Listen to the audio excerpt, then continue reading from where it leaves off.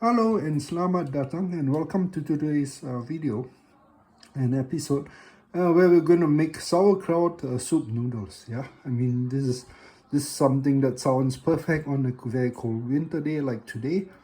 But I'm doing this with obviously European ingredients, but trying to make it to a local taste. So let's get right into it. Today will be interesting is because I'm almost going to entirely cook at least the soup in the rice cooker. So I've set it up to start preheating because obviously rice cookers take a while. In the meantime, I've got cut mushrooms that I'm going to lie down. Again, of course, it'll take a while in the rice cooker, so I'm just doing this now while I'm preparing the rest of the ingredients and chopping up and cutting up the stuff. The star for today is going to be obviously besides the sauerkraut, excuse me, asam keping. I'm going to put a couple of pieces in. This is basically dried tamarind slices from the asam tree.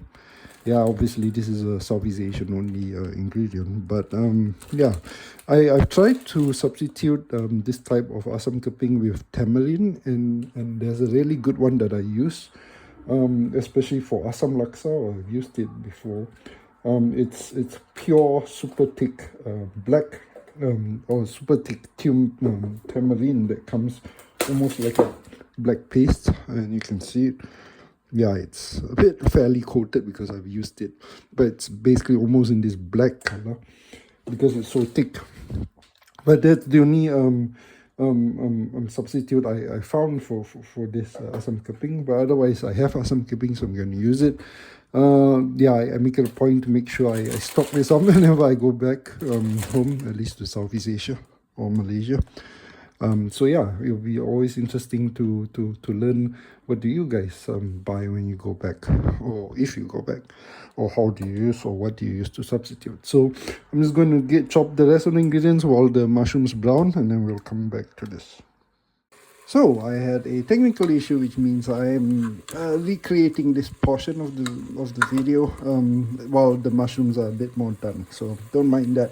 But basically, the mushrooms have been frying up for a while, and then I salted it to extract more liquid because obviously I'm making a soup out of it. So the texture doesn't really matter so much. Then I put in some ginger. So ginger to be cooked as well together with the mushroom, and then I put in a bunch of tomatoes. As you can see, the tomato is all cooked up, so it's releasing the liquid, and the tomatoes are going to help with the sourness and the taste and the body of the soup. So that's giving some needed help and reinforcements as well for sourness and taste. Now the interesting thing for me is it's only been in the last couple of weeks during the holiday period that I found that sauerkraut is a good and useful substitute for a lot of Chinese pickles, and not to mention it's much cheaper as well. I mean, a packet of Chinese pickles for less than 100 grams can cost you easily €1. So sauerkraut is a fraction of that price, comparing it's like 500 grams jars or minimum or things like that. So it's always interesting that I only found this now after 10 plus years of living in Europe, and I'm just wondering how many of you guys are like me, who are always constantly finding these new discoveries or new ideas on local ingredient replacements. Because, I mean, am I the only one who didn't think about it and everyone else figured it out? Or was it something that, I don't know, it's just funny at this time, because I always think about it. The number of years that I've been abroad, it's always interesting that it didn't occur to me so easily. So this is cooking down. I'm going to let it reduce. But yeah, let me know if you guys ever thought about this type of replacements. And I can't be the only one, I hope. I'm going to add then the dried stuff after this. Now I've been cutting up carrots. We got some horseradish, if I'm not mistaken, that my wife bought from the budget supermarket section to be cleared. So I'm just going to throw that in. And then I've got dried mushrooms that I'm going to soak. Not soak, I'm just going to put it in to cook. So I'll be back in a while. So I've got the mushrooms in. Yeah, all the carrots and the the horseradish and everything's also in. I'm going to start liberally salting. Yeah, this soup is going to be liberally salted, and then I'm just going to put yeah, water that I've got from my wife's canister.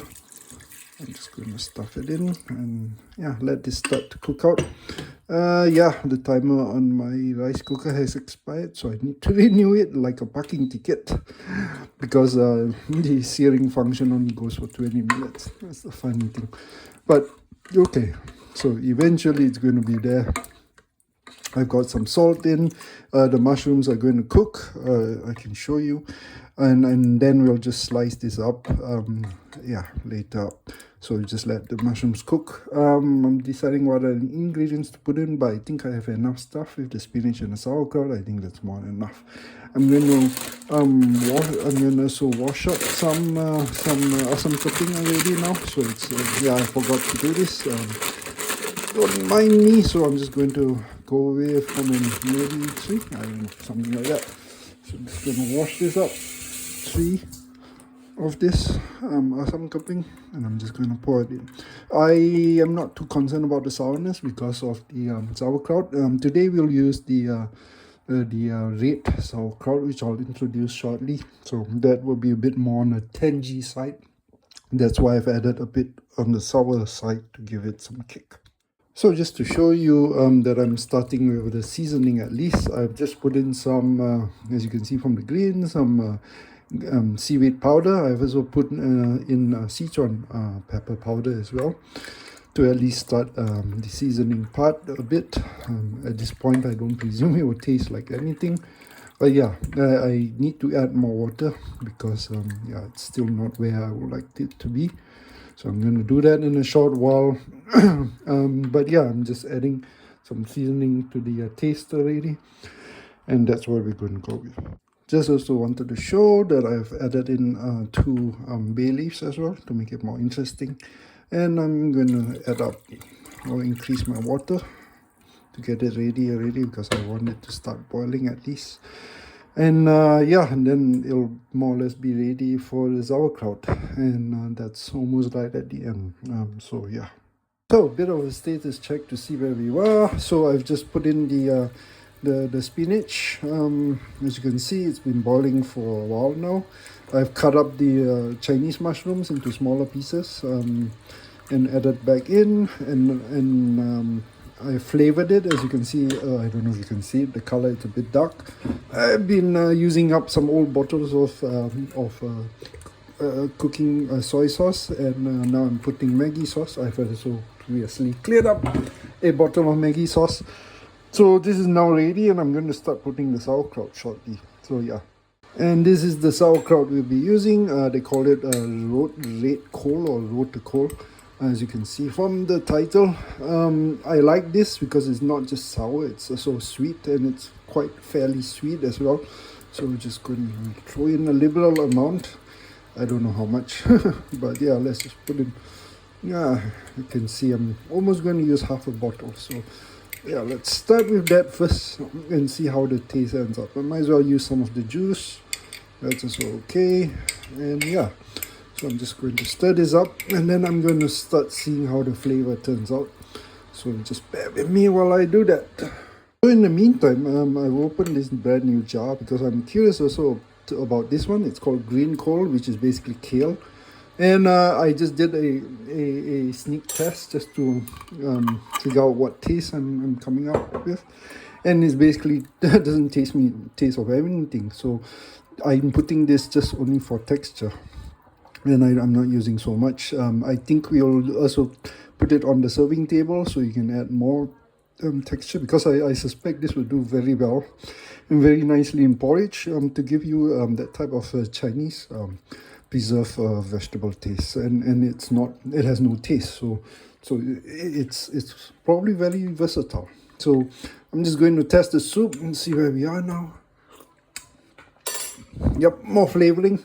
I think I need a bit more vinegar maybe, and more or less this is done. So That's it for the soup. So I'm just going to start boiling the noodles. In fact, after this, I'm going to add a bit more salt to flavor it a bit more sourness, so a bit of vinegar, or maybe I will just use some what's this it's not black vinegar. My brain's not working very well. I'll just take the bottle up. Balsamic vinegar, yes. My brain is not working very well again. So I'm just going to put in some of that, just to give some fruitiness and some variety to the sour taste. So I'm just doing that. And in the meantime, I'm going to start cooking up vegetables. I mean, not vegetables, noodles. Today is vermicelli, so I'm just going with that. And my thing has stopped again. So I'm going to need to start this to bring it to a boil and get ready for serving. So that's what I'm going to do, and that's about it done. So this is the end result. I put it on a bowl, laid it, laid it with some prawns and some protein for the kids, and put some herbs. Yeah, so, and the taste, yeah, it's quite good. I mean, it reminds me of a very mild, sour pickled Chinese soup noodle. So this will work very well. And I guess that's it for today's video. So thanks for watching, and as always, comment, like and subscribe, and we'll see you in the next one. Yeah, so thanks very much. See you. Bye. Jumpa lagi and selamat makan.